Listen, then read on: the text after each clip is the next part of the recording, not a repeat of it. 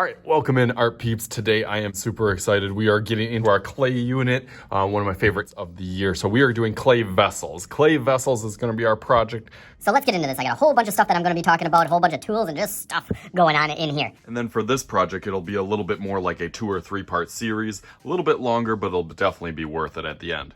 How I start this clay vessel is with designing in practice. Practice is really, really important to me, and I think it's important for students to get not only something designed on their paper, but something in their hand before it's the actual kind of final day project. So I really, really try to emphasize and force the kids to really push themselves on that practice. How I start off that practice model magic, clay, and a design. So the first day, they kind of split that day into half where they have to have the design, they have to decide what their vessel is gonna be or their container.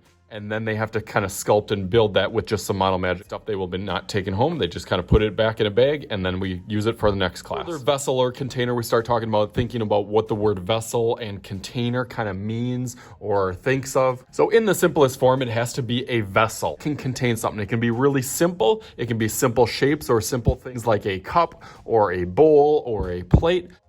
But it can also be very complex and creative, like a pencil holder, a jewelry container, a special secret surprise container holder vessel. That really means something to them. On their sheet of paper, they start designing and thinking about drawing what their shapes are gonna be. I try to start them off with simple shapes. I will have a big sheet of paper posted up that talks about shapes, whatever shapes that you are going to do, complex shapes or organic shapes. As you move on to that next part, I put side, bottom, and top on there. What I mean by side, bottom, and top is start thinking about on your sheet of paper how the side is gonna look. If it's gonna be a bowl, is it gonna be the side? Is it gonna have details? Is it gonna be designed? When I say the top, kind of like a bird's eye view of it. And what is gonna inside? Is it gonna be a pinch pot like this?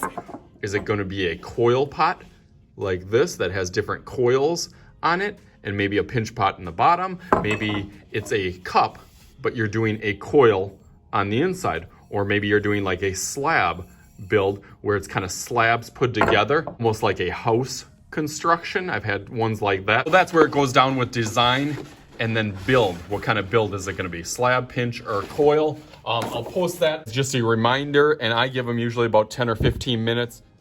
And putting some of those words and text really helps. What is the bottom gonna look like? How is that gonna be? What is the design? So you kind of wanna have those build things. You wanna have the design parts of it, the shape part of it, all kind of in here. So that, like I said, should take about 10 or 15 minutes. But if I magically took my sheet of paper, just like that. So there I have my clay vessel project. I actually put some of those things on there just as a reminder for things. I think that's a good idea. Some of those key points that I need to have on mine. Color, I'm still kind of thinking about what I want to do. I want the bottom of the shoe to have these kind of little lines. There's the side, there's the top. This part is hollow. I got the laces, details carved into there, what kind of style. It's going to be a pinch pot style. So I got all that stuff, so I have a really, really good plan. It'd be like building a house without blueprints if I did not have this plan. So that is your ticket to get your clay. Now for the model magic, I give them probably about this size for model magic, as I showed some of those options before as we finally get to coloring it. This is kind of the introductory stage after it, after we get the real clay, which is like this. So we have kind of a day of practice, then we get the day of building type of clay, then it goes in the kiln and it dries out and gets fired where it's a little bit more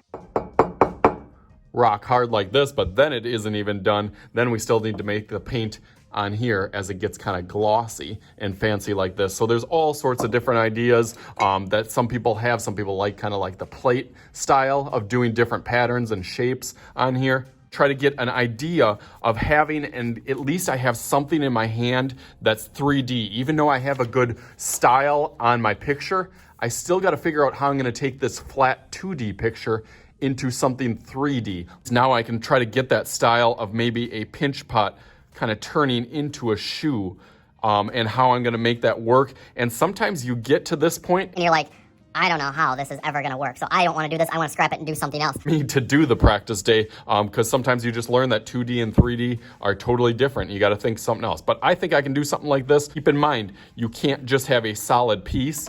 What would happen if I would put a solid piece like this in the kiln and then fire it?